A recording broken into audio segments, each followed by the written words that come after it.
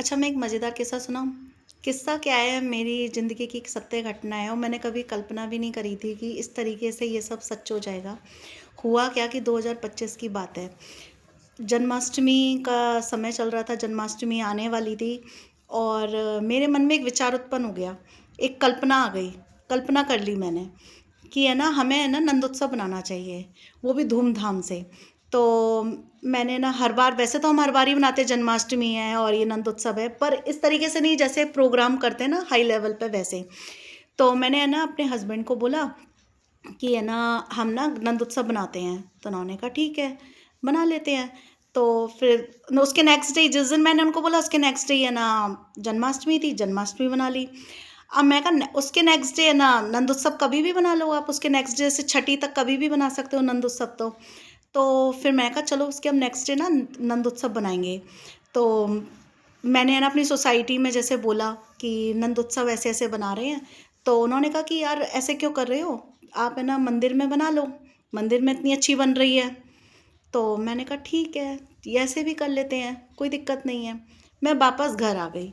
अब मन में तो विचार चल रहा था कि मैंने जो सोचा था, जिस तरीके से मुझे करना था नंदोत्सव, वैसे नहीं हो पाया। पर मैं उदास होकर भी बैठ गई। तो मेरे हस्बैंड कहते हैं, और बताओ क्या चल रहा है तुम्हारे नंदोत्सव का, क्या हाल है तुम्हारे नंदोत्सव का, क्या हुआ? तो मैं कहा नहीं यार कुछ नहीं, एक्चुअली ना मंदिर में ही बना लेंगे और जैसे हम घर में बनाते हैं वैसे बना लेंगे। तो वो मुझे भाप गए कि है ना इसकी है ना ये खुश नहीं है, ये उदास होकर बैठी हुई है। तो उसके नेक्स्ट डे नंदोत्सव बनना था। तो उन्होंने क्या करा, सवेरे जल्दी उठे, वैसे तो जल्दी उठ जाते हैं, तो उन्होंने 5-6 भजन कर दिए नंदोत्सव वाले। तो कहते हैं लो अब खुश हो जाओ, मैंने नंदोत्सव बना दिया, भजन कर दिए हैं। तो और तुम प्रसाद वगैरह बना देना जैसे तुम बनाती हो। मैंने कहा ठीक है। अब तो खुश हो? मैंने कहा हाँ ठीक है, मैं अब खुश हूँ। लेकिन फिर भी मन में वो सब चल रहा था कि वो सब नहीं हो पाया। अब उसके कुछ 5-6 महीने ही बीते हैं, नहीं हाँ 5-6 महीने ही बीते होंगे कि मन में वो विचार तो रह गया जो चल रहा था। तो मेरी सोसाइटी में ना एक प्रोग्राम हुआ, तो वहाँ पर ना नंदोत्सव बना। और उस प्रोग्राम में मैं इतनी खुश हो गई कि बताओ भगवान ने मेरी कैसी सुनी है।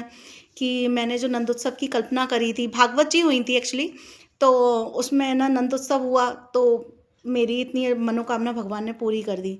लेकिन फिर भी कहीं ना कहीं कसक रह गई कि उस तरीके से नहीं हुआ जिस तरीके से मैंने कल्पना करी थी और मैं जो सोच रही थी कि मुझे बनाना है। तो कोई बात नहीं, भगवान से प्रार्थना करा, भगवान देख लेना, ठीक है। फिर वही जनवरी के बाद 2-4 महीने ही बीते थे कि मेरे खुद के घर में भागवत जी हुई और भागवत जी में नंदोत्सव बना। मैं आपको बता नहीं सकती हूँ, मेरी कल्पना से परे था कि ये हुआ कैसे, ये कैसे पॉसिबल हो गया। कि मैंने सोचा तो इतना सा था, सिर्फ इतना सा सोचा था कि मुझे नंदोत्सव बनाना है, सेलिब्रेट करना है, भगवान का प्रोग्राम करना है। और भगवान ने मुझे कितना बड़ा अवसर दे दिया जो मैंने कभी कल्पना भी नहीं करी थी कि मैं भागवत जी होगी और है ना उसमें नंदोत्सव होगा और मैं इस तरीके से झूमूंगी। तो क्या होता है हमारी लाइफ में, हम मांगते तो इतना है, लेकिन भगवान की जो रचना होती है ना वो बहुत बड़ी होती है। उनकी जो रचना, जो उन्होंने लिख रखा होता है ना, वो हमारी कल्पना से परे है। कि मैंने मांगा तो थोड़ा सा था और उन्होंने मुझे इतना कुछ दे दिया। और मैं बता नहीं सकती हूँ कि मेरी खुशी का ठिकाना नहीं है अब तक।